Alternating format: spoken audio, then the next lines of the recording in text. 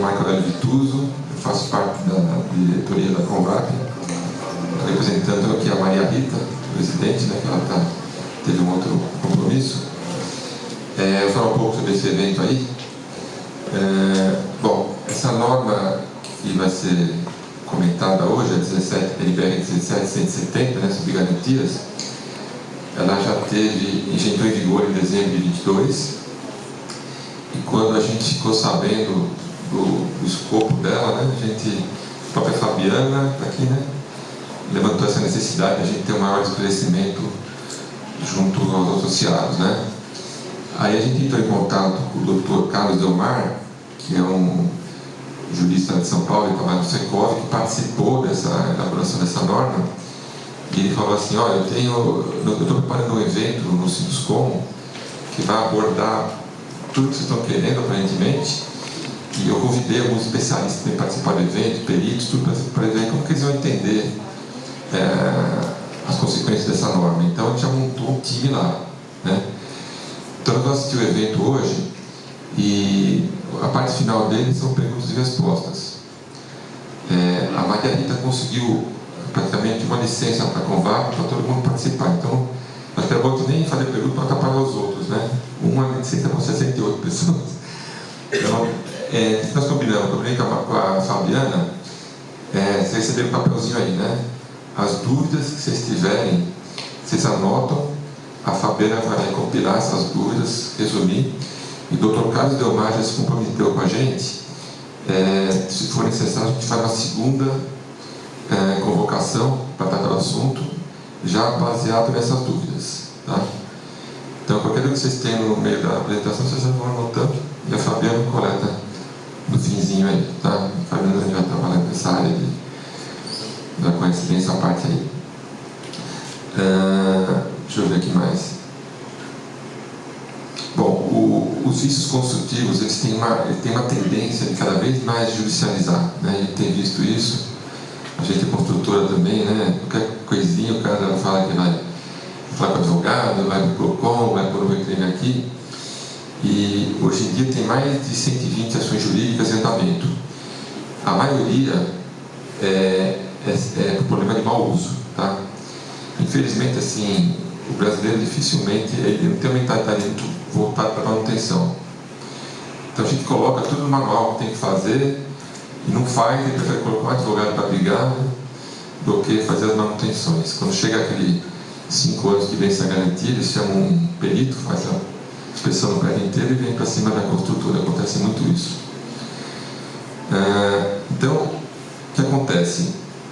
A NBR 15575, que já está em vigor há alguns anos aí, ela estabelece o desempenho de cada sistema, né, como tem que ser o nível de ruído do apartamento, né, quanto tem que durar a vida útil de projeto, quanto tem que durar o piso, quanto tem que durar a estrutura.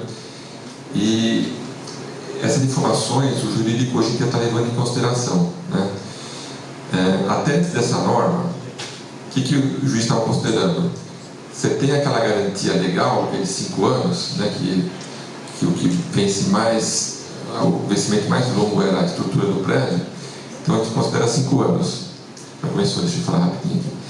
E o jurídico está considerando o prazo de responsabilidade. Então eles estavam considerando também qual que é a vida útil de projeto de uma estrutura, por exemplo, 50 anos, então vamos considerar isso daí.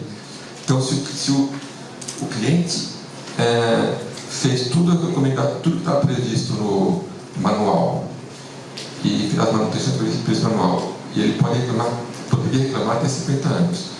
Isso nós vamos ver hoje, com essa norma, como que fica. Essa norma vem para pacificar essas brigas, né? Tem muita ação jurídica, tá? Então é isso aí, vamos passar já para o evento aí. No fim dos contos, estarei conduzindo o trabalho nesse dia. Solicitamos a gentileza aqui algumas mensagens protocolares, né, de que coloquem os celulares no modo silencioso. Informamos que os certificados e as apresentações autorizadas pelos palestrantes serão enviadas por e-mail nos próximos dias. Para quem nos acompanha online, online as perguntas serão feitas pelo chat. Por favor, solicitamos que sejam breves nas abordagens, permitindo que um número maior de pessoas possam participar. Pedimos que preencham as avaliações que estão na sacola e entreguem, no final do evento, a nossa equipe de apoio. Para quem nos acompanha virtualmente, a avaliação poderá ser preenchida pelo link que está no chat. Os participantes online terão acesso à gravação das palestras no período de 21 a 27 de março. Idealizado pelo Conselho Jurídico do Sinduscom, este evento tem o objetivo de apresentar a norma e as suas características aos agentes direta ou indiretamente abrangidos por ela, sob uma visão jurídica, visando iniciar o processo de sua efetiva implementação. Gostaríamos de expressar um agradecimento especial aos membros do Conselho Jurídico, aos diretores do Sinduscom e, sobretudo, às inúmeras pessoas que colaboraram na elaboração da norma de garantias.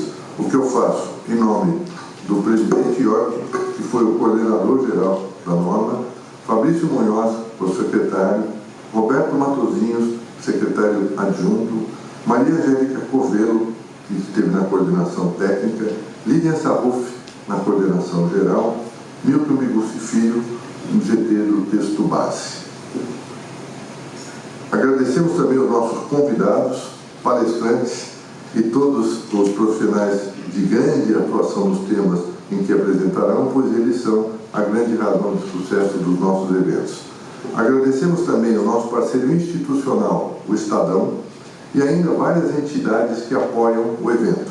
A BNT, o CB2 da BNT, que é o Comitê Brasileiro da Construção Civil, a Abramat, a Brasip, a ELO, a PEMEC, a Secob, CEBIC, Cobracom, Ibradim, IBAP, CREA São Paulo, Seconce, Secov de São Paulo, Sinaprocim.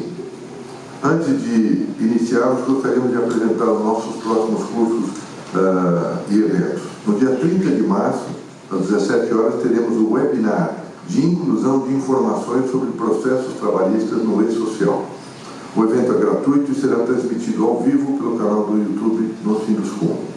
A Universidade Cooperativa do Sinduscom está com inscrições abertas para o curso sobre a nova NR18, a ser realizado nos dias 25 e 27 de abril. O curso será ministrado pelo Gianfranco Pampalon, que é engenheiro civil e de segurança do trabalho. As entidades associadas do Sinduscom possuem desconto especial para todos os nossos eventos e cursos. As empresas que tiverem interesse em associar-se podem entrar em contato pelo e-mail sinduscomsp@sinduscomsp.com.br ou, eventualmente, em seguida o evento com a equipe de apoio. Convidamos agora ao palco o senhor York Oswaldo Stefan, presidente do Sinduscom São Paulo, para a abertura oficial do evento. Por favor.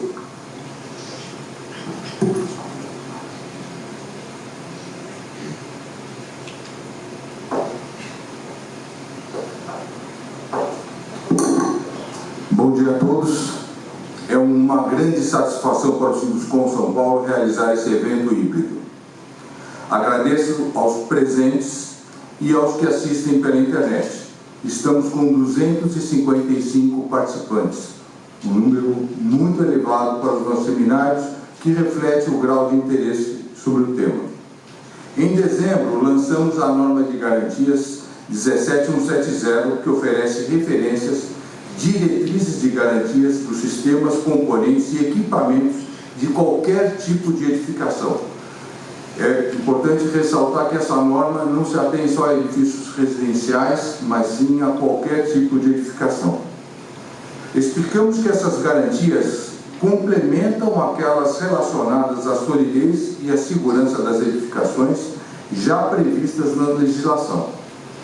Destacamos que as garantias devem ser informadas aos clientes através do conhecido manual do proprietário e de áreas comuns. Hoje damos continuidade a essa divulgação, detalhando os aspectos jurídicos da norma que entra em vigor em 11 de junho.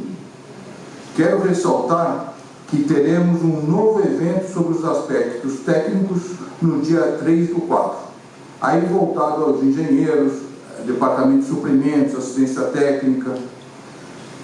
Assim, quero agradecer ao Dr. Carlos Delmar, coordenador do nosso Conselho Jurídico, e aos membros desse Conselho, os doutores Ricardo Campeiro e José Carlos Batista Poli pelas apresentações que farão no evento.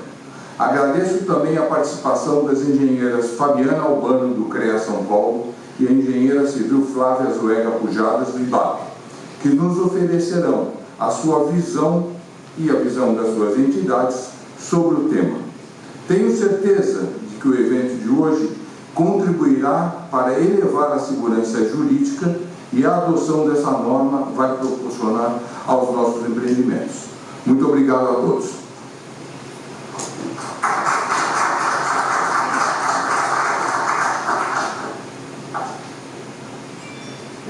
Agradecemos ao senhor Iorque pelas suas considerações. E convidamos agora a senhora Lilian Sarruf, coordenadora técnica do COMASP do Sinduscom São Paulo e superintendente do CB2 da ABNT, que é o Comitê Brasileiro da Construção da ABNT. Por favor.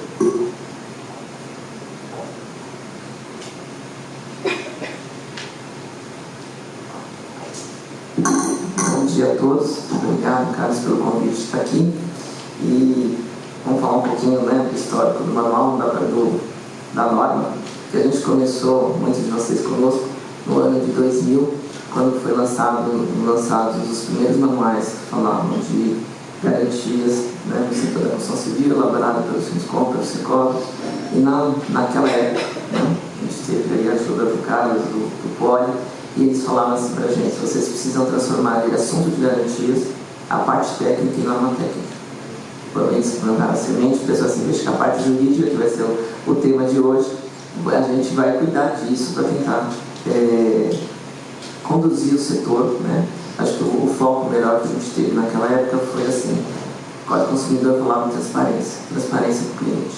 E foi isso que a gente pegou. A gente se apegou nesse fato de como as consultoras e incorporadoras poderiam melhorar os seus processos, melhorar a sua relação com o cliente de uma forma bem transparente. E foi aí que começou esse apoio de garantias.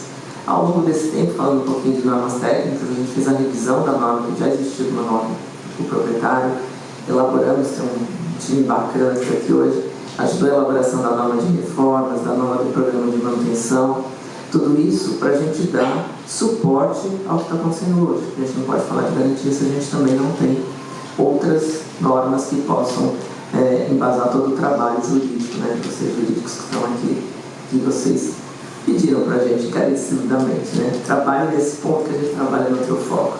E o mercado cresceu, evoluiu, cresceu no sentido de se aprimorar, de se evoluir no tema, e hoje a gente está dizendo assim: olha, temos uma norma de garantia, uma norma técnica que vai embasar muitas das dúvidas, dos pleitos, que a gente possa ter. Então, a função da norma técnica hoje, dessa norma de garantias, é bem isso: é dar suporte a vocês técnicos, a vocês jurídicos, a vocês clientes, a vocês investidores e incorporadores.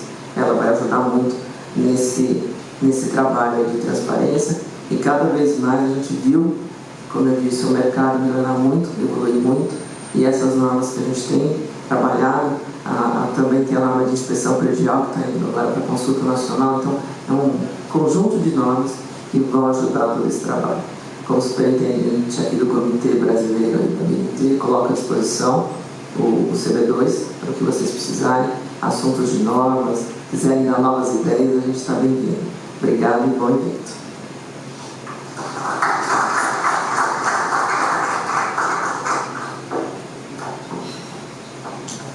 Muito bom, agradecemos Lilian Sarruf pelas suas considerações.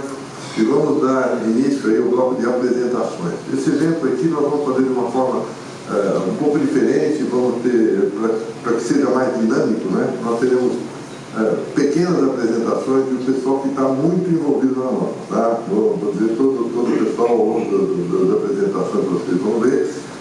E eu vou dar início aí fazendo uma apresentação que é uma contextualização da norma, tá? Para que depois entre no detalhe. De novo, a visão aqui é mais jurídica, por isso que nós temos aí 3 advogados aqui, Ricardo Campeiro, Zé Poli e eu mesmo, que vamos dar um aspecto propriamente jurídico, e temos aqui Fabiana Albano e Flávia Pujadas, que vão fazer a visão dos peritos, de modo geral, dos peritos judiciais, para que vocês tenham aí a visão da aplicação da norma em juízo, que é tão importante quanto tê-la, é vê-la aplicada e respeitada aí pelos profissionais, né?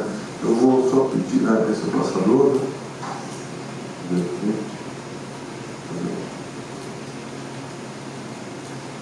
Isso, vou voltar. Então vamos lá, vou falar daqui. Bom, então, rapidinho, eu também, primeiro vou ter que respeitar os 15 minutos aqui, né?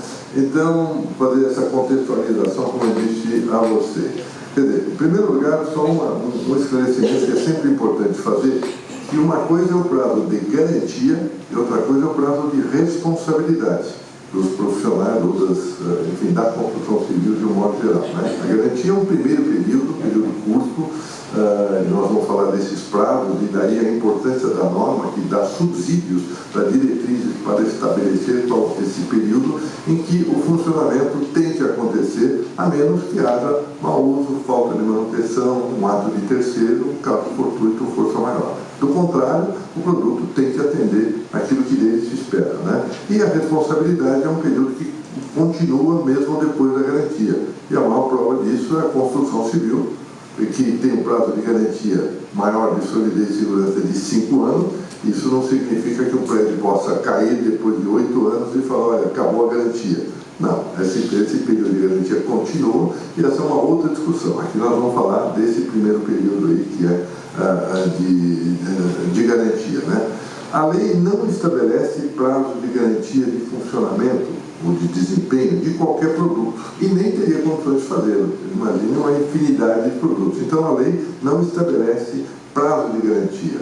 Só para a construção civil é que ela estabelece aquele prazo de garantia de 5 anos, que já vinha do Código Civil anterior, no artigo 1245, que hoje continua no artigo 618, tá? Que é 5 anos quanto à solidez e segurança, e ela ainda assim, no Código Civil, não tem o prazo de garantia dos outros itens da construção que não sejam referentes à solidez e segurança. O que a lei estabelece é uma garantia principiológica, né, de que os produtos têm que ser adequados às finalidades a que eles se destinam. É claro, o automóvel é feito para andar. Se não está andando, tem algum problema, né? Televisão para assistir, por aí vai. Notebook, geladeira é feito para refrigerar. Se não estiver refrigerando, não está adequado às suas finalidades. Então, essa é a garantia principiológica.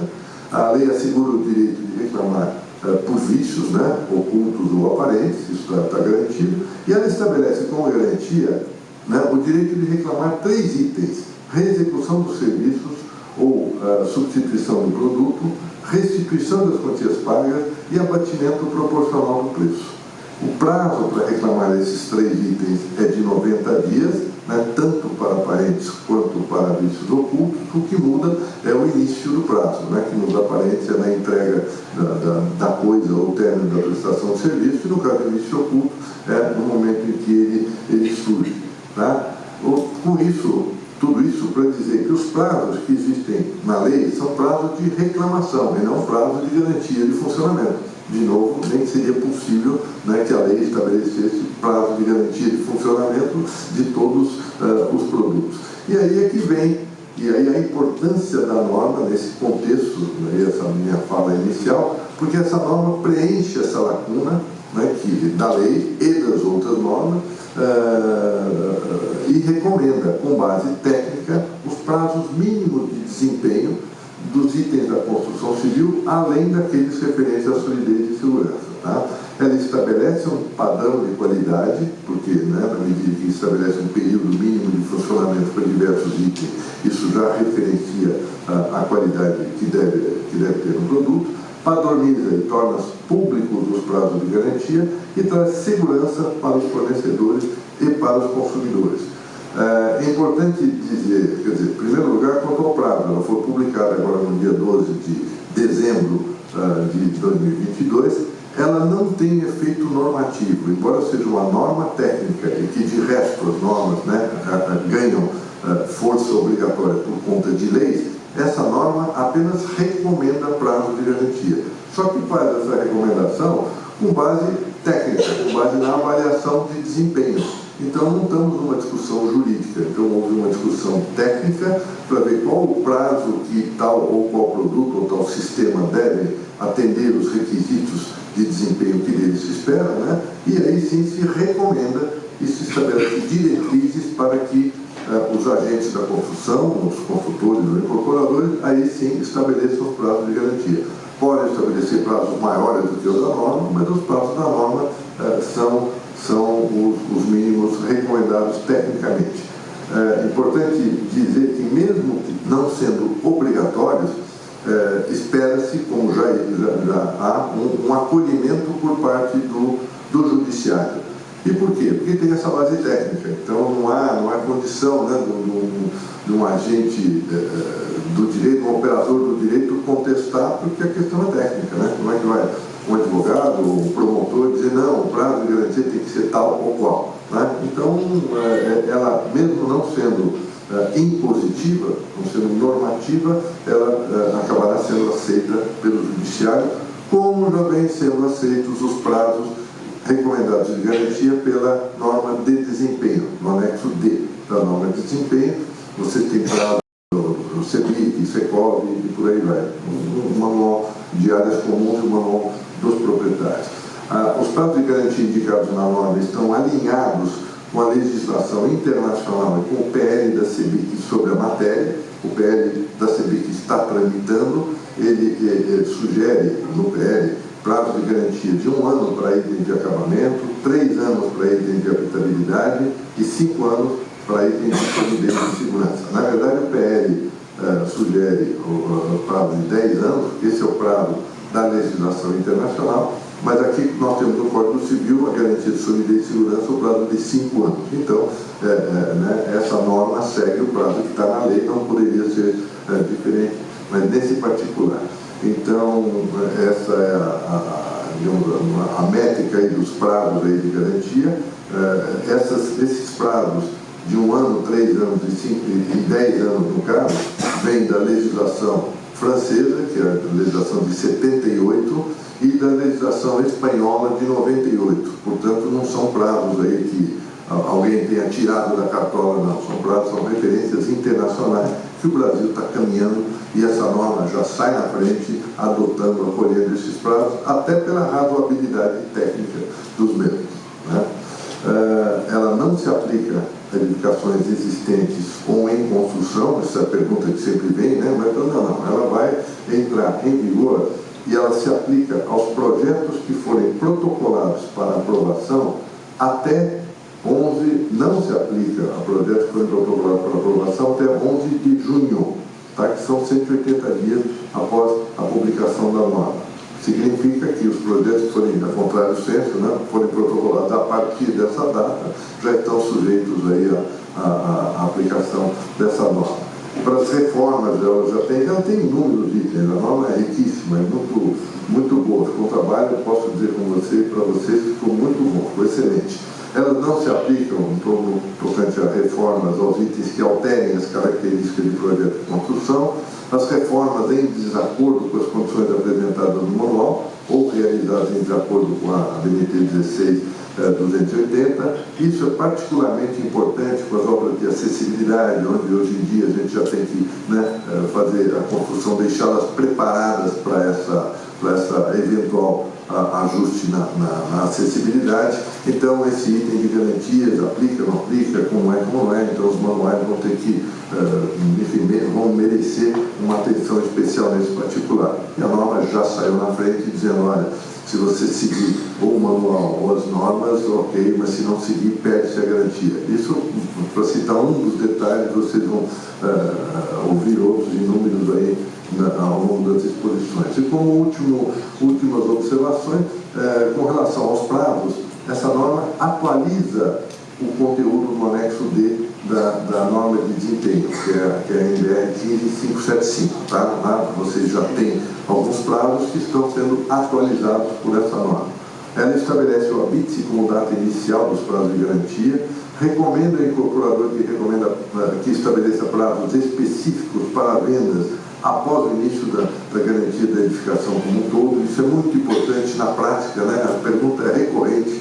Bom, mas e se eu vendi a unidade depois do habite, como é que fica a garantia ou não? Quer dizer, a garantia começa no habite, sim, porque o desgaste, até pela ação do tempo da edificação, começa com a habite, né? A fachada começa a sofrer ação do tempo, o sistema sanitário e por aí vai, né? Áreas comuns são utilizadas a partir do habite e tal, então esse é um marco. Agora, para as unidades vendidas depois, a norma recomenda que o incorporador, o construtor, estabeleça um prazo específico para aquela unidade, né? Ela esclarece, isso é muito importante, trazemos aqui os advogados da experiência na prática, né? Há sempre um questionamento de reparos parciais em alguns itens, até que ponto esses reparos parciais renovam toda a garantia, ou a garantia de todos os itens, né? Então, quer dizer, a lei esclarece que isso aqui que a garantia se restringe àquele item que está sendo reparado, enfim, e não ao sistema como um todo, recomenda, não silencia, não, ela recomenda um prazo de garantia mínimo de 90 dias para esses reparos ou o remanescente do prazo original, né? Esclarece que o prazo de garantia oferecido pelo incorporador já inclui o prazo de garantia legal. No começo, acho que muitos acompanharam aqui, tem uma lei do Código Civil que permite entender que o prazo de garantia contratual acresce ao prazo legal. Então, falou, bom, mas se eu dou uma garantia de 7 anos de solidez e segurança, por exemplo, né, espontaneamente, então eu tenho mais uns 5 anos e mais os 7, não. Eu posso combinar com vocês que são 7 anos contados sua habite. Né? A norma esclarece isso. Então, vocês veem que, além da parte técnica, ela traz muitos elementos que vão auxiliar as empresas aí nas suas discussões em juízo. De um modo geral, essa contextualização que eu queria fazer, e agora sim vocês vão ouvir os especialistas aí sobre esse assunto. E na sequência, então, para fazer a nossa apresentação, a nossa primeira apresentação técnica, eu queria dizer que depois nós teremos um painel aí de perguntas e respostas, que vai ser coordenado pela nossa chefe, doutora Rosilene, que é a jurídica interna aqui do Siduscom, e então teremos abertas as perguntas aí para vocês e online também. Então, para nossa segunda apresentação, eu queria convidar a Fabiana Albano para abordar o tema perícia judicial e aplicação da norma pelos profissionais. A Fabiana Albano é engenheira civil pela Escola de Engenharia Mauá, especialista em avaliações e perícias pelo IBAP, a FAP, pós-graduanda em propriedade intelectual pela Fundação Getúlio Vargas, diretora institucional em marketing do IBAP, diretora institucional do IBAP Nacional, conselheira do CREA, coordenadora da Comissão de Avaliações de Perícias do CREA de São Paulo, integrante da Comissão de Avaliações de Perícias do CONFEA, conselheira adjunta da BNT, perita judicial e proprietária da Avalize Engenharia. Por favor, engenheira Fabiana.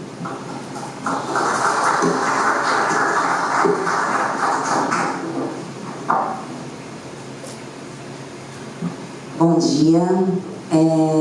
Primeiro eu queria agradecer o seu convite. Estou aqui representando o CREA São Paulo. Para nós, essa aproximação é muito importante, né? É uma oportunidade de trazer o conselho para o mercado, né? De debater os assuntos que realmente são pertinentes e importantes, né? Sair um pouco da bolha e partir para a ação, né? Então, eu como perita judicial também tenho algumas considerações que vou compartilhar com a minha colega Flávia Zoega, que também é perita e que vai tratar um pouco mais intrinsecamente da questão pericial. E eu vim aqui para tratar especificamente do CREA nessa relação, né? Na relação das garantias, na relação com os processos, com a perícia, como é que isso funciona. Queria colocar aqui o primeiro slide. Primeiro, qual o interesse do CREA nas normas técnicas, né? Por que o CREA quer se meter em norma técnica? O CREA é formado de profissionais engenheiros e agrônomos, tecnólogos, geógrafos, etc. Mas, com relação ao assunto, os engenheiros e os agrônomos são as pessoas, inclusive, que formam a gestão e toda a estrutura do CREA, né? Então, as normas técnicas são o nosso código, né? Os advogados têm ali as leis e os códigos, e nós, engenheiros, temos que seguir o quê? As normas técnicas. Por isso, o interesse do CREA, especificamente nas normas técnicas, né? Dentro do... É que eu não estou conseguindo tirar aqui. Dentro do CREA, nós temos o que importa muito para o profissional e para os contratantes, que é o Código de Ética, né? O Código de Ética Profissional do CREA. Dentro do exercício da profissão, no exercício da profissão, são deveres do profissional. Adequar, isso é uma coisa explícita no nosso Código de Ética com relação à norma técnica. Adequar sua forma de expressão técnica às necessidades do cliente e às normas vigentes aplicadas, né? Então, a partir do momento que o profissional é contratado para realizar um serviço, eticamente ele já está comprometido a seguir a norma técnica. E por isso a importância e a relevância dessa norma de garantias, né? Até então a gente não tinha uma norma que estabelecesse esse tipo de prazo, esse tipo de responsabilidade dentro do que é considerado mercado, né? A gente segue, os advogados seguem as leis, nós seguimos as normas, os advogados têm as suas leis de prescrição, decadência, etc. A gente precisa dos nossos prazos de garantia também dos sistemas, né? A partir do momento que o profissional é contratado e ele, dentro do Código de Ética do CREA, ele é obrigado a seguir as normas técnicas, o que o CREA faz? Na Lei 5.194, que é a lei que estabelece a profissão do engenheiro, existe como que é formado o CREA, né? E no CREA a gente tem as câmaras técnicas. Cada área profissional existe uma câmara técnica, a câmara de civil, a câmara de mecânica, a câmara de elétrica, enfim. Né? Quando um profissional, um engenheiro, não segue a norma, qual é a posição do CREA? Primeiro que precisa ou haver uma fiscalização ou uma denúncia, né? Isso é possível por parte de qualquer cidadão. Então, o advogado que está no processo judicial e onde o perito não seguiu norma técnica e o advogado entende que ele não está sendo ético porque existe a norma e ela não foi aplicada, ele pode fazer uma denúncia e o CREA vai apurar a situação desse profissional numa câmara que a gente chama, na câmara correspondente, que é encaminhado para uma comissão, que é a Comissão de Ética Profissional, que é uma comissão permanente do Conselho. Então, todos os processos de denúncia, eles são apreciados, eles passam pela câmara correspondente e, no caso do relator entender que houve um indício de falta ética, esse processo desse profissional é encaminhado para a Câmara, para a Comissão de Ética, que é uma comissão permanente. Nessa Comissão de Ética, quando o processo é encaminhado para a Comissão de Ética, ele já aponta, né, quais são as possíveis infrações éticas cometidas pelo profissional. E aí existem algumas penalidades que esse profissional, perante o conselho, são um processo administrativo, né? Perante o conselho, ele pode ser penalizado, né? Isso inclui o profissional da construção civil, né? Tanto o projeto quanto a execução, e o próprio perito, né? Dentro da perícia judicial. Qualquer engenheiro é passível de ter um processo administrativo no CREA perante uma denúncia ou fiscalização motivada, ou não, né? No CREA a gente tem ali algumas ações de força-tarefa e uma delas que a gente está tentando viabilizar é exatamente da perícia judicial, né? As penalidades que o profissional pode ter são advertência reservada, isso eticamente, tá? São advertência reservada e censura pública. As penas de advertência reservada e censura pública são aplicáveis aos profissionais que deixarem de cumprir disposições do Código de Ética, tendo em vista a gravidade da falta. A diferença da advertência reservada e da censura pública é que a advertência reservada é um aviso, né? O CREA chama o profissional tem direito à defesa, ele vai lá, ele tem uma oitiva, vamos dizer, né? Como um processo judicial. Ele tem ajuntado os documentos até que chega na comissão de ética e esse profissional ele é convocado a se explicar. E nós ouvimos o profissional, até para manter a equidade das partes, né? A advertência reservada não é uma coisa que qualquer pessoa fica sabendo. É um aviso reservado. A censura pública, ela sai em edital e ela fica no cadastro do profissional. Isso inviabiliza, inclusive, a participação em determinados editais, em determinados concorrências, enfim. Fica no registro profissional do engenheiro que ele teve uma censura pública por falta ética. Eu não acho que isso seja uma coisa a se ignorar, né? Tendo em vista que nós passamos a vida atrás do nosso reconhecimento profissional. E por causa de uma falta ética, por não cumprimento de norma, a gente ter uma anotação no nosso cadastro no conselho, eu acho bastante pesado. Né? É uma coisa que realmente fere a nossa carreira. Né? Pode passar, por favor. Bom, na perícia judicial e com relação ao CREA, eu queria explicitar o seguinte: o engenheiro, na construção civil também, ele tem a obrigação de fim, né? Diferente dos advogados que têm a obrigação de meio quando contratados, eles não garantem o sucesso. Nós, engenheiros, temos que garantir que vai ter sucesso. Então, a necessidade dessa norma, que inclusive eu participei pessoalmente como representante do CREA, e a aproximação do CREA dessa parte, eu considero como um avanço bastante considerável, né? Peço até à BNT, que eu também sou conselheira de junta, que sempre convidem o CREA para participar, porque é de total interesse. O CREA, apesar de não ter sido constituído para a proteção do profissional, porque o CREA, e como qualquer outro conselho, ele foi constituído para a proteção da sociedade, né?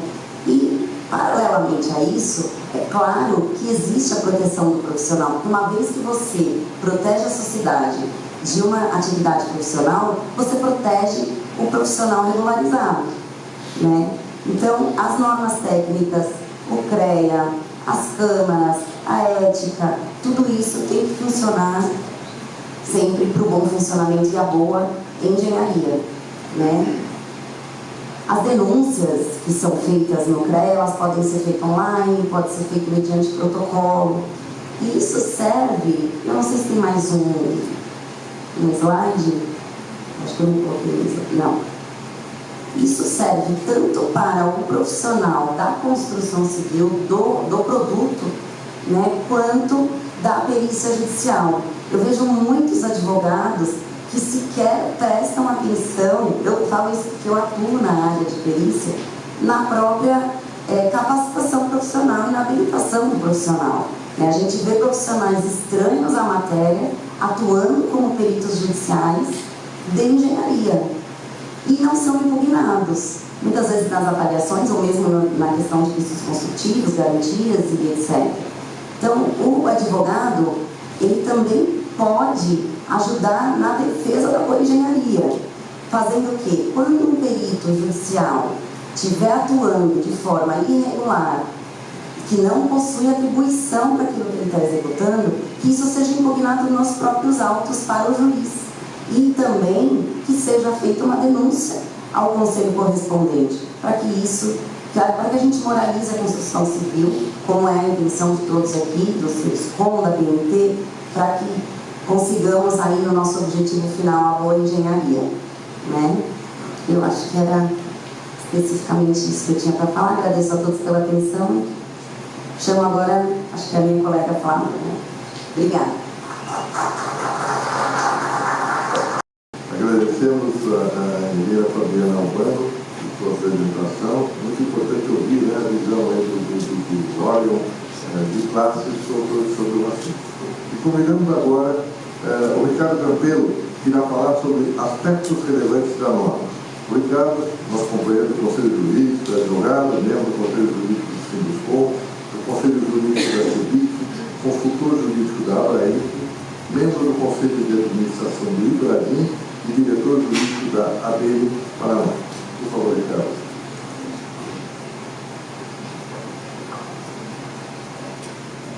Obrigado, Delmar. Bom dia a todos. Agradeço pela pela presença, para tratar mais uma vez desse tema tão relevante e que consagra um trabalho tão completo, né, e de tanta qualidade que foi feito aqui pelo conjunto das entidades. Eu tive a possibilidade de participar da elaboração da norma como consultor da ABRAINC. Então a gente procurou aqui, né, o Delmar já fez um panorama geral, já apresentou um pouco do contexto, e eu procurei trazer algumas questões, assim, pensar alguns pontos da norma que eu achei interessante para a gente debater aqui. Eu vou colocar aqui só para ver meu tempo, né, já que são 15 minutinhos. Deixar o cronômetro aqui bem exposto para não perder o tempo. Bom, então, ainda em termos de contexto, né, a gente vive um momento um pouco complicado nessa questão dos vícios construtivos. Nós temos uma massificação das ações, a gente vive um momento, a CEBIC tem mapeado um número de mais de 70 mil ações reclamando vícios construtivos. A gente tem um panorama legislativo que ainda é muito carente de evolução, de deixar de ser tão complexo, de trazer mais segurança jurídica, e até nesse sentido que o Delmar citou, existe esse projeto de lei da CEBIC para melhorar um pouco a compreensão dessa questão que é tão difícil de entender dos prazos de garantia e tudo que está relacionado aí com a garantia. Uma parte desse problema, uma parte do que leva a gente a ter tantas ações, tantos problemas de vícios construtivos que acabam gerando demandas entre consumidores e construtoras, diz respeito a essa questão que acaba sendo tratada pela norma, que são a correta execução das ações de manutenção e o correto uso do imóvel conforme, ou seja, tanto as ações de manutenção quanto o bom uso, conforme as orientações do manual do proprietário. Quando a gente fez aqui o evento da apresentação da norma, eu comentei que, a meu ver, o que a norma tem de mais efetivo é propor uma mudança cultural. Porque a gente sabe que hoje tantos usuários não têm essa cultura de buscar, de executar a manutenção. Você vai tentar votar numa assembleia de condomínio algum item que gere custo, a pintura de uma fachada, é sempre complicado, então não existe essa cultura. E do nosso lado, no nosso setor, a gente ainda vê, em alguns casos, uma falta de cultura também, de preparar essa documentação, de entregar para o condomínio, para o cliente. Estou lidando agora com um caso judicial, condomínio contra a construtora, eu sentei com o cliente para ver, com a construtora, quero dar uma olhada no manual e o recibo de entrega para o condomínio. Não temos.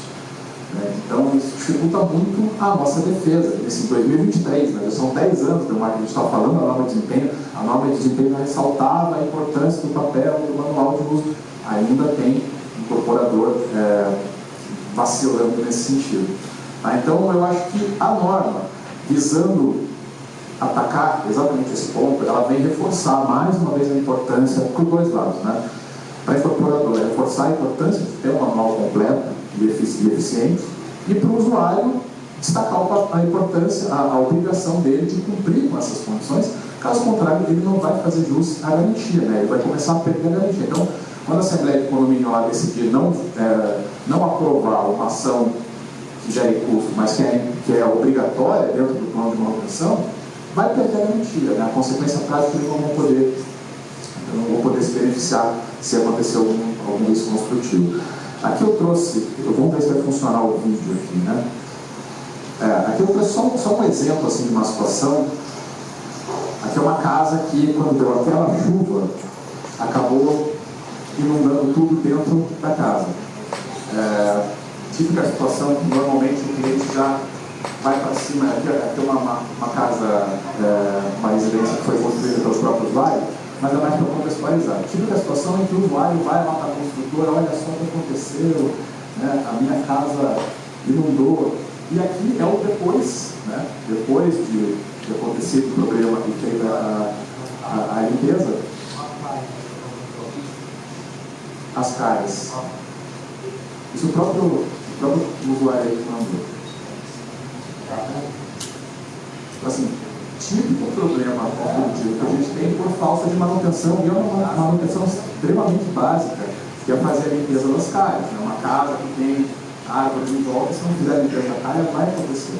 assim, é uma manutenção bem básica que é preciso ser feita para evitar esse tipo de problema e o usuário não faz. Aqui um usuário que, inclusive, é um amigo nosso, comentei quando ele deu mais lá, assim, alguém que conhece do assunto, alguém que deveria saber da importância dessas ações. Aqui é um caso também que eu gosto de mostrar, de um condomínio que foi para cima da construtora, e quando fomos verificar, a gente tinha dois problemas causados pelos usuários. Lá na ponta, aqui os sobrados, eles cobriram essa área externa, que era uma área que tinha uma função, inclusive, de permeabilidade, simplesmente cobriram contra o que estava no manual, e aqui no muro tem uma edícula apoiada, acho que é esse sobrado aqui, ó. Essa edícula apoiada no muro causou essa rachadura. E eles ainda fizeram esse furo aqui para escoar a água. Quando apareceu a rachadura aqui no muro, o que aconteceu?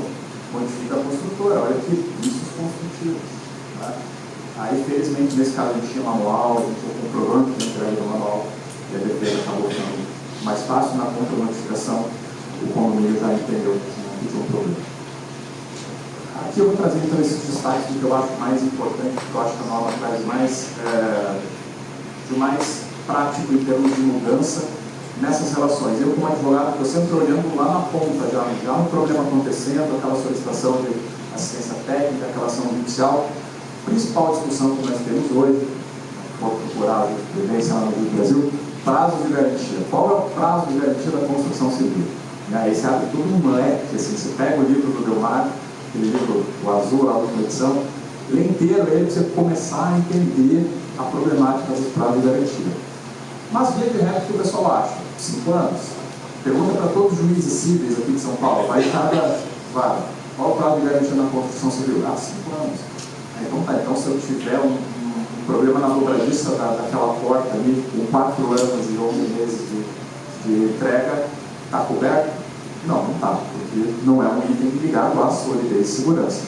O que eu acho que a norma traz de relevante aqui? A norma traz 2 tabelas. Uma das tabelas, a tabela 1, é sobre, está lá no título, sistemas, componentes e equipamentos relacionados à solidez e segurança. E aí a tabela 2 é dos outros itens. O que a norma está procurando trazer uma luz? O que é a solidez e segurança? Solidez e segurança é o que está ligado a contenções, fundações e estruturas. Isso nós não tínhamos ainda no plano técnico. Nós não tínhamos ainda um documento técnico que me ajudasse lá nas ações judiciais a dizer que a dobradiça da porta não está coberta pelos 5 anos. Agora eu tenho um item técnico. Eu vou chegar lá na petição e vou dizer, senhor juiz, não cabe em contenção, não cabe em fundação, não cabe em estrutura. Então é 5 anos. Então nós vamos ter que seguir o prazo contratual que está na tabela 2. Então eu acho essa tabela bem importante, apesar de não parecer, mas eu acho que ela tem uma função bem relevante. Aqui o mais básico, assim, reforçar. A gente já tinha uma disposição semelhante na norma de desempenho, na 15575, mas aqui, bem claro. Proprietário, usuário e responsável legal. Incumbências. Tomar conhecimento das condições de garantia, procedimentos de dependimento de assistência técnica. Também das suas responsabilidades quanto a uso, operação, conservação e manutenção. Isso aqui também nos dá subsídio para defender quando houver reclamação, a gente cobrar. Você fez a sua manutenção, você deu o uso correto. Ainda nessa sequência das incumbências aí do usuário, do responsável legal. Elaborar, implantar e comprovar a realização do plano de manutenção. Esse comprovar foi um ponto que eu fiz questão de tentar interferir durante as reuniões. Por quê? Porque muitas vezes a gente está lá, lá na ponta, na briga judicial, aí o nosso perito diz, não, eles não fizeram a manutenção. O condomínio fala, eu fiz. E aí nós vamos para uma discussão sobre prova. Prova que você fez. Aí o condomínio, mas eu preciso provar? Como que é? Eu tenho que o zelador, está dizendo que é isso, é uma prova. Então, o que nós temos que fazer? No nosso manual, nós vamos dizer como que é feita a comprovação. Então, se eu estou falando, para pegar um exemplo mais específico, a pintura da fachada, então, que o condomínio deve contratar a empresa especializada, guardar a nota fiscal, arquivar por tantos anos, incluído no seu plano de manutenção. Então, comprovar é um item muito importante e eu acho que o manual deve dispor nesse sentido. Outro item, aí pegando coisinhas da norma, que na prática a gente sabe que são situações que dão problema e que a norma vai nos ajudar. Em caso de qualquer modalidade de transmissão da unidade, dar conhecimento aos novos usuários. Outro problema, você vendeu, a incorporadora vendeu lá para o comprador, ele está lá 1 ano já morando naquela unidade, vende. Ele vende, pô, ele nunca abriu, nunca abriu não, lá o proprietário, né? Não vai passar para o novo comprador. Aí o novo comprador vai fazer manutenção, ele sabe o uso correto da unidade? Ele não sabe, porque não recebeu o manual. Então passa a ser uma obrigação do usuário, né? Quem vender apartamento que tiver no plano de garantia, passou a ser uma incumbência da ciência, né? Passar essa documentação para o novo usuário.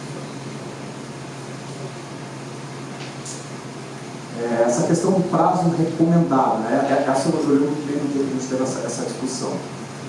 Os prazos são recomendados, né? O que acontece se eu, incorporadora, quiser seguir outro prazo? Se for maior, tudo bem, próprio consumidor, não há problema. Mas se eu sou incorporador e eu quero dar um prazo menor de garantia do que está na norma, eu posso, não posso? Caberia um congresso inteiro só sobre isso, né? Uma discussão sobre legalidade e tal. Na norma, a gente procurou dar uma solução para o incorporador. Falou assim, ó, você quer muito usar esse prazo menor do que o prazo que o mercado inteiro concordou que é o recomendado. Por que você quer usar um prazo menor? Você tem uma razão, uma justificativa técnica para isso? Aí que vem essa parte aqui embaixo. Então, para estabelecer prazos diferentes, o incorporador, construtor ou prestador de serviços de construção, pode levar em consideração os fatores que influem sobre as garantias, observando o atendimento das normas técnicas. Então, digamos que você tem um sistema construtivo muito peculiar, muito diferente do que o mercado utiliza. Se você conseguir tecnicamente demonstrar que o teu prazo de garantia deve ser menor do que o recomendado, a norma está dando um caminho para isso. Não quer dizer que o juiz vai simplesmente acolher, né? Talvez vá até para uma perícia no processo, para um perito dizer se aquela razão técnica faz sentido. Mas é pelo menos um caminho para acolher isso. Outra questão prática que acontecia muito, né, que a gente procurou de alguma forma, né, não era bem o objetivo da norma, mas procurou ilustrar. Então você entrega lá a unidade e recebeu, o cliente recebeu, fez a vistoria, tem algum problema? Não tem nenhum problema. Aí ele começa a mudança dele. Depois de feita a mudança, ele liga na construtora, ó, está lascado aqui no piso. E aí? Isso é aparente ou não é? O que a gente tentou botar na norma? A detecção dos vícios aparentes, ela deve ser feita na entrega. Né? Não é que ela não pode ser detectada depois. Ele tem 90 dias para reclamar dos vícios aparentes. Ele tem. Mas a gente está tentando criar aqui uma situação até de boas práticas de dizer que recomenda-se que seja feito o registro formal das falhas aparentes que venham a ser identificadas na entrega da edificação ou de unidade de edificação, pois a falta de registro pode indicar que a situação aconteceu após a entrega, não sendo, portanto, uma falha decorrente do processo de produção da edificação, mas uma situação causada pelo usuário. Pode ser, então assim, a gente não está retirando o direito do consumidor, não estamos criando, mas ilustrando uma situação que acontece bastante. Né? Então isso aqui, eventualmente, no processo, pode nos ajudar a dizer assim, olha, a gente tem essa norma, a gente fez o procedimento de vistoria, chamamos o usuário, perguntamos, você está vendo algum problema aqui? Ele diz, não detectei nenhum problema. Então a gente está querendo trazer uma luz para cobrir essa situação. Bom, pessoal, acho que eu estou bem chegando no finalzinho do tempo aqui. Eu acho que esses pontos a gente queria pensar, que eu acho que a gente conseguiu trazer para a norma, para tratar especificamente problemas que a gente vê na prática acontecendo. Eu ia citar também, já estava na apresentação do Delmar, a discussão sobre a renovação do prazo de garantia. Né? E na prática acontecia muito essa confusão. Né? Então o pessoal achava que, primeiro, tratou um item específico lá, renovou toda a garantia. E é renovado no sentido assim, se aconteceu lá por 4 anos e meio, começa 5 anos de novo. É uma confusão que o pessoal fazia e, é claro, não tem nenhum sentido. Então, o que ela propôs?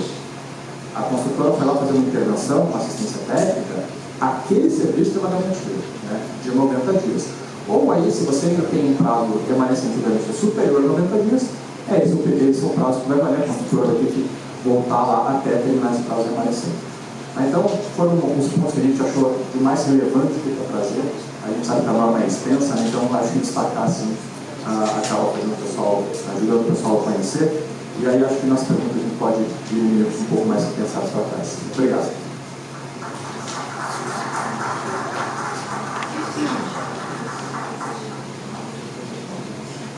Bom, Ricardo, obrigado pela sua apresentação. Ricardo, você vê que é uma evidência grande aí desse assunto, então, e trouxe para nós aí muitas colaborações. Agora vamos chamar nosso querido amigo José Carlos Batista Poli, que irá abordar o tema. E quem vai falar? O Poli é mestre e doutor em Direito Processual Civil pela Universidade de São Paulo, professor de Direito Processual Civil na Universidade de São Paulo, membro do Conselho Jurídico do Sinduscom, advogado e sócio do escritório Duarte Garcia, Serra Neto e Terra Advogados. Por favor, Zé. José Poli.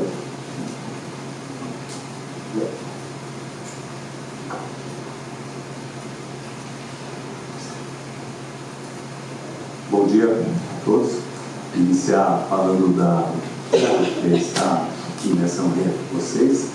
Agradecer aqui ao nosso presidente Locke, ao nosso governador Delmar, a Lívia, que desde 2000 vem nessa luta pela mudança de cultura que hoje chega numa nova etapa a partir do momento que temos também nesse contexto todo a norma agora ter garantias. Então, feita essa brevíssima referência e também já sabendo que aumenta a responsabilidade a cada apresentação que vai ocorrendo em termos de o tema de um lado já ter sido bem abordado e a qualidade daquilo que já foi dito também aumentando a nossa necessidade de atenção. Mas como o Delmar mencionou, a sugestão foi que até pelo fato de eu ao longo do tempo aliar de um lado o pé no mercado imobiliário, né, com uma atuação intensa em contencioso, em ações também dispositivos, e de outro lado ter aí a vida acadêmica ligada a demandas judiciais, a cadeira de processo civil, eu vou procurar debater um pouquinho com vocês essas questões processuais. É óbvio que em todo o momento de alteração de parâmetro legislativo, a gente tem uma fase de adaptação. E, por vezes, a Lívia agora vai até brincar comigo depois, esse período longo. Né? A gente está nessa luta de uma mudança de cultura nessas questões de vício constitutivo há pelo menos 23 anos, que foi quando se iniciou pelo trabalho protagonista do Sinduscom à época, juntamente com o Secov, e disto, na parte técnica, a Lívia sempre que nos colocava o pé no chão, que nós advogados, né, Ricardo, a gente sempre voa um pouco mais, e aliar coisas da razoabilidade técnica com aquilo que é possível fazer e tentando trazer para um cenário de maior justiça nas decisões. Por quê? Porque nos casos judiciais, o juiz ele é conhecedor de norma jurídica. Ele não tem a menor noção a respeito de aspectos da engenharia, aspectos da arquitetura. De maneira, então, que a gente, inclusive, vai falar um pouco disso e é da realidade do dia a dia desse tipo de conflito. Então, aqui com a presença ilustre do nosso querido Maia, que também fica com o pé nas duas canoas, né, Maia? Tanto na advocacia, por formação, quanto numa atuação muito importante e intensa na área técnica das perícias. A Diana já falou, o Flávio depois vai complementar, mas o juiz ele fica quase que integralmente submetido àquilo que seja a conclusão da prova técnica. Não?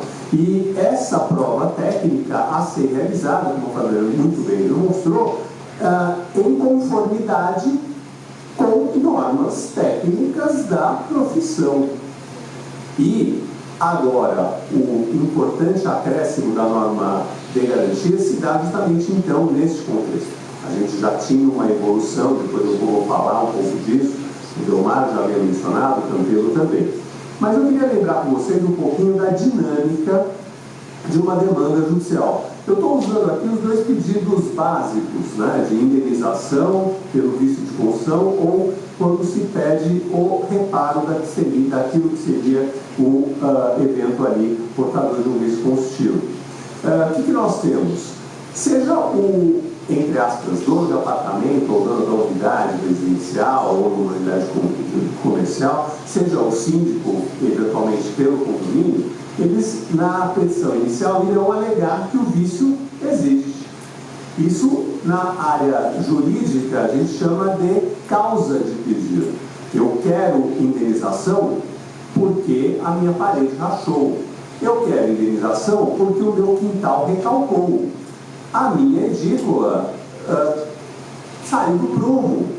O meu banheiro não tem a queda necessária e está dando agora umidade na parede, entre alguns exemplos que no dia a dia acontecem. Então veja que essa alegação, o problema existe, é algo que a gente fala, né, brincando até com os alunos na universidade, é história, né? Eu vou lá contar e quanto mais o advogado é treinado, né, mas a gente é, por definição, contador de história. Então a gente treina, a gente sabe um jeito choroso de falar dessa unidade, batendo na madeira, né? Se o bicho é asma, então daí dá pedra moral, porque, né? Puta vida, meu, pelo amor de Deus, eu quero umidade, minha criança não dorme, e aí, né? Mas é porque a gente é contador de história. Agora, para aqueles casos que não querem ficar só na história, há sempre um reforço generoso de um relatório técnico. Por que eu estou dizendo generoso? Porque, por incrível que pareça, eu tenho 33 anos de advocacia e 28 específicos na área da construção civil. Já tantas coisas fizemos juntos, eu, o Eduardo, enfim. E ao longo do tempo, a Cristiane, a Roseli também, meu Deus, e ao longo do tempo eu comecei na área com aquela crença de que eu, com o Marcos, aquele falavam, nós é que temos o subjetivismo, né? Nós da advocacia, não é? Mas não, na engenharia, tem tranquilidade que é, né, preto no preto, branco no branco e no solanismo. Mas aí eu fui descobrir que não, que na realidade tem nuances importantes. E a gente sabe que hoje em dia, no dia a dia da vida, nessas grandes cidades, as de médio porte em especial também, a gente tem os engenheiros ligados muito a condomínios e a gente tem os engenheiros muito ligados a empresas de construção e incorporação. E que, por incrível que pareça, os discursos não se comunicam. O que é uma incrível, para mim, naquele momento inicial, né, naquela ingenuidade de um advogado de poucos anos de formado, era algo que, como diríamos lá no interior de São Paulo, não orna, né, não combina. Como que na engenharia, que é uma ciência exata, isso ocorre. Mas a ideia, então, é que muitas vezes o pedido, a causa de pedir, o vício existe, vem com um reforço de um relatório técnico anexado à petição inicial. E o que vai acontecer? Uma vez citada a consultora ou a incorporadora, a defesa, ela teria, vamos assim dizer, algumas possibilidades. Eu estou até pelo nosso tempo, que é curtinho hoje, e é justamente para a gente começar a suscitar questões, eu vou também trabalhar com as hipóteses mais objetivas. Primeiro, eu vou dizer que o vício não existe. Vou dizer que o vício não existe. Ou, eventualmente, eu vou reconhecer que uma patologia ali está presente, até porque contra fatos não há argumento. Né? Às vezes eu vi uma fotografia brutal e aí não dá para dizer que aquilo não existe. Mas existe por quê? Eu vou começar a trabalhar em termos de busca da causa. Aonde foi a origem daquele evento? E lembrando que quanto mais rápido, né, a gente fala brincando que quem ama cuida. Isso vale para namoro, mas vale para apartamento. Também vale para casa. Se eu deixar a umidade lá alguns anos, aquilo eventualmente vai virar aquele tipo de cachoeira que o campeão mostrou. Ali era por um problema no telhado, falta de limpeza tacária. Mas por vezes foi a ausência de uma atuação rápida que fez com que aquele problema se agravasse. Mas então, nesse contexto, a defesa pode vir também com a alegação de uma existência de responsabilidade. Como o Delmar já mencionou, eu tenho diferenças entre garantia e responsabilidade. E eu, nesta situação, ao dizer que não tenho responsabilidade, eu vou ter de apontar, por exemplo, que houve uma ausência de manutenção ou de mau uso. E a importância que nesse segundo contexto a alegação já veio no sentido de demonstrar que aquele relatório técnico não descreve, pelo menos a prática até hoje, né, não descreve se a manutenção foi devidamente realizada. Então, gente, a importância das normas é dar um passo além daquilo que foi um trabalho iniciado há 23 anos atrás pelo Sinduscom, pelo Secov, com os manuais de propriedade. Que, mal ou bem, o judiciário ainda olhava com uma certa desconfiança os manuais, afirmando, mas puxa vida, isso foi feito pelo dono do cercadinho, né? Então ele tem o interesse de fazer aquilo que lhe seja mais benéfico. Não, a nossa ideia sempre foi, e eu nunca vou esquecer, uma vez no auditório, ainda lá na rua da Vigiana, quando a gente estava apresentando as primeiras edições do manual, em que um empresário muito responsável, um cara corretíssimo, e ele no meio da apresentação ele falou, bom, olha, então quer dizer que agora eu posso botar qualquer prazo de garantia no meu manual? Eu falei, negativo, porque a ideia é justamente já desde então a de iniciar uma padronização e fazer com que haja até uma elevação de qualidade na média do mercado. Alguém quer trabalhar fora da curva? Problema dele. Mas a partir do momento que existem referenciais postos por entidades tão importantes como Sinduscom, Secov, etc., a ideia era que aquilo já puxasse. Mas o judiciário ainda via com uma certa desconfiança. Então, a partir do momento que vira a norma técnica, a gente tem essa situação de um respaldo técnico isento, referenciais razoáveis de prazo de garantia. E aí nós temos justamente, eu peguei aqui, eu estou baixando onde já não.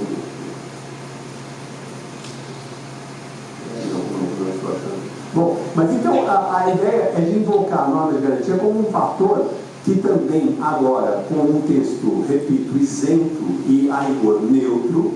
Por que eu estou dizendo neutro? Não foi nem feito para aquele grupinho de engenheiros ligado a condomínio, nem feito pelo grupinho de engenheiros ligado à consultora. Não foi feito por um advogado do setor ou por um advogado rotineiramente ligado a condomínio. Foi feito por um grupo técnico. Houve um período de consulta pública, enfim, todas as formalidades necessárias para propiciar debate e chegar a uma conclusão, repito, técnica, assim ocorreram. De maneira, então, que inclusive a norma, ela dá aquilo que a gente sempre comentava, inclusive a Lívia já lembrou bem desse aspecto, essa situação de agora, com essa isenção técnica, evidenciar que haverá perda de garantia em casos de ausência de manutenção de mau uso. Isso a lei também não estava esclarecendo. A lei só fala de uma relação de causalidade. Haverá indenização se houver aquele sujeito implicado no processo dado causa no problema. Agora, traduzindo em miúdos, o sujeito que aceita comprar um carro e sabe que ele tem que fazer a manutenção periódica, sabe que tem que fazer a troca de óleo de tanto em tantos quilômetros, ele também tem que saber que de tanto em tanto tempo ele vai pintar, porque a pintura ajuda a evitar fissuramento. Ele sabe que agora, olhando essas questões todas, que algum nível de fissuramento vai existir inequivocamente, e a repintura que já ajuda a resolver isso, impedindo percolação de água. Enfim, são tantos elementos que daí chega aquilo que o Campelo já havia mencionado, e que a norma também trata bem, que é uma questão de ônus da prova. No âmbito jurídico a gente sempre comenta, né, e isso é dramático na hora que você recebe um cliente. Meu Deus, aconteceu tal coisa. A primeira pergunta do juiz, você tem como provar? Porque quem alega prova. Essa é a regra geral. Depois tem lá algumas sutilezas no texto do Código de Processo Civil para algumas situações especiais. Mas agora vem a própria norma, o Campelo já mencionou esse item, mas que em termos judiciais o problema é esse, ônus de prova, de quem alega a existência do vício constitutivo. Então ele vai ter que provar que o vício existe e ele vai ter que provar a realização do plano de manutenção preventiva. E aí sim o circuito estará devidamente completo. Então essa daí é o ponto que o Campelo já havia mencionado e eu estou só agora traduzindo para a linguagem do processo. Então, gente, a importância dessa norma e de todas as outras é uma diretriz que auxilia, inclusive, e a Fabiana já mostrou bem esse tema também, no questionamento a laudos. Porque, como eu já falei, vou repetir, o juiz ele não conhece o tema técnico e ele fica adscrito ao que o perito normalmente fez. Agora, na medida em que eu tenha uma diretriz que deve ser seguida, ao questionar o laudo, o juiz não vai pensar que eu estou só apenas puxando a sardinha para a minha brasa. Ele vai ver que eu tenho um respaldo efetivamente objetivo para, assim, realizar o questionamento. Então, gente, a ideia é justamente de um grande contexto que visa criar uma cultura que prestigie uma mais adequada análise técnica do que? Da causa da patologia.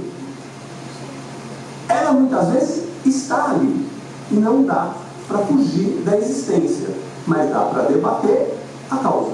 E aí é que a norma ajuda a complementar esse contexto.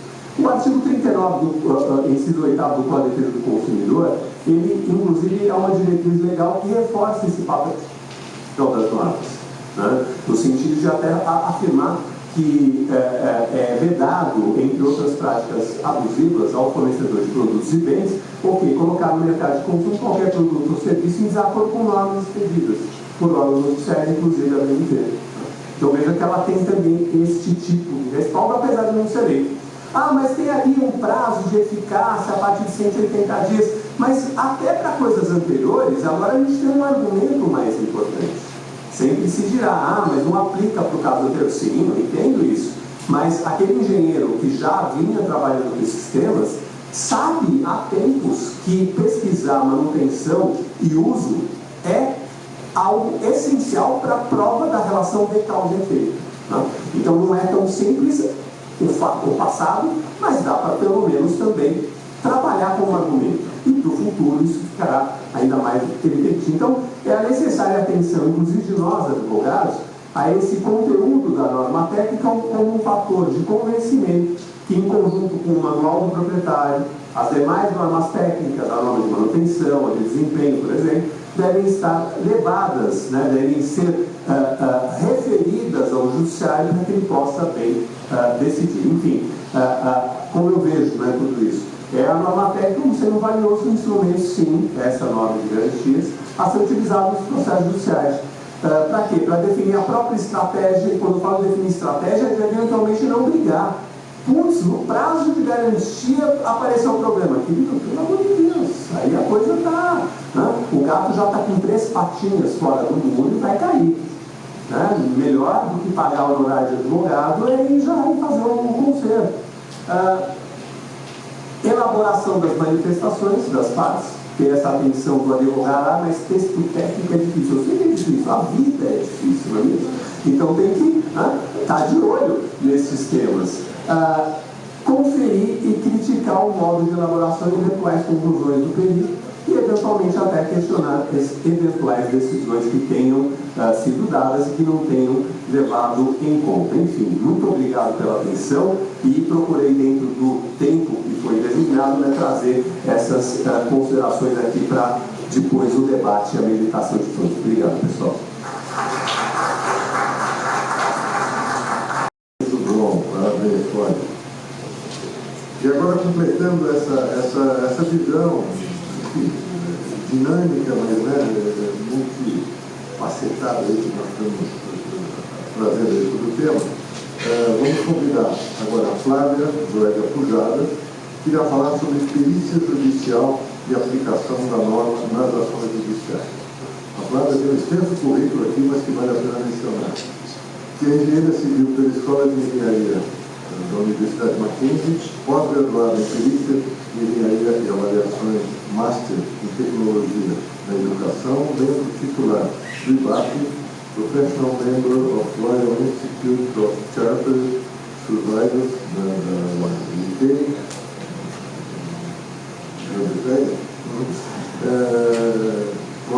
professora convidada da Universidade Mackenzie no curso de pós-graduação e avaliação de perícia de engenharia nas disciplinas de perícia de engenharia na construção civil e professora do IBAP de inspeção predial.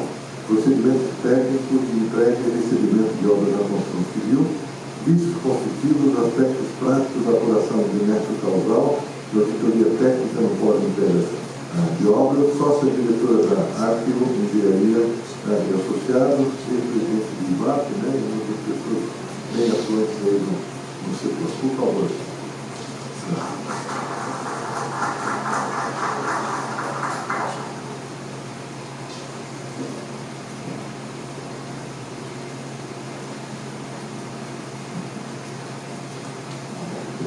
Bom dia a todos. Quero agradecer ao convite do Sinduscom para estar aqui com vocês nessa manhã. Queria também agradecer a minha presidente do IBAP São Paulo, Andréa Munhoz, que está aqui brindando com a sua presença. E eu vou ser já bem objetiva, entrando na nossa fala, sobre essa questão das perícias judiciais envolvendo, claro, os vícios construtivos, e que essa norma traz muito arcabouço técnico para os peritos. Porque, como foi dito aqui até pelo Dr. Puoli, o que acontece? A gente tem uma boa história contada de um lado e uma excelente história contada do outro lado. E quando a perícia de fato acontece, e ela não acontece rapidinho, ela acontece com as edificações lá com os seus 5, 6, 7, 8 anos de idade, o perito judicial é que vai ser a pessoa de confiança do juízo para conseguir esclarecer aquelas questões, né? E para isso ele tem uma responsabilidade técnica muito grande, porque, como ele falou, se não há convergência entre as partes, e aí deriva uma lide, cabe ao perito judicial mostrar exatamente a verdade dos fatos e trazer aquela questão subjetiva e muitas vezes parcial para uma esfera de imparcialidade e de apuração de verdade dos fatos. Então, esse é o maior desafio da perícia técnica. E para isso, o que acontece? Nós nos baseamos em metodologia investigativa com base em documentos técnicos que envolvem literatura técnica consagrada sobre o tema a ser analisado e normas técnicas. Então, a norma de garantia, ela traz subsídios e reforça outros subsídios que já estavam, na verdade, em outras normas técnicas. Quando a gente fala que é imprescindível a manutenção e que na fase de uso há necessidade de manutenção e que a manutenção acontece no dia 1 da fase de uso, não é no dia lá, sei lá eu qual, no 5º ano, não é assim que funciona. Isso já estava disposto na norma 5674, que é a norma de manutenção. Isso já estava disposto na 15575, que é a norma de desempenho. Mas a norma de garantia traz isso de uma forma absolutamente escancarada e clara. E traz para o perito a seguinte demanda: olha, existem condições de garantia. E para que essa garantia exista, tem um contraponto muito grande relacionado ao bom uso, à boa manutenção, à boa operação. Então, as falhas cobertas pelas garantias, que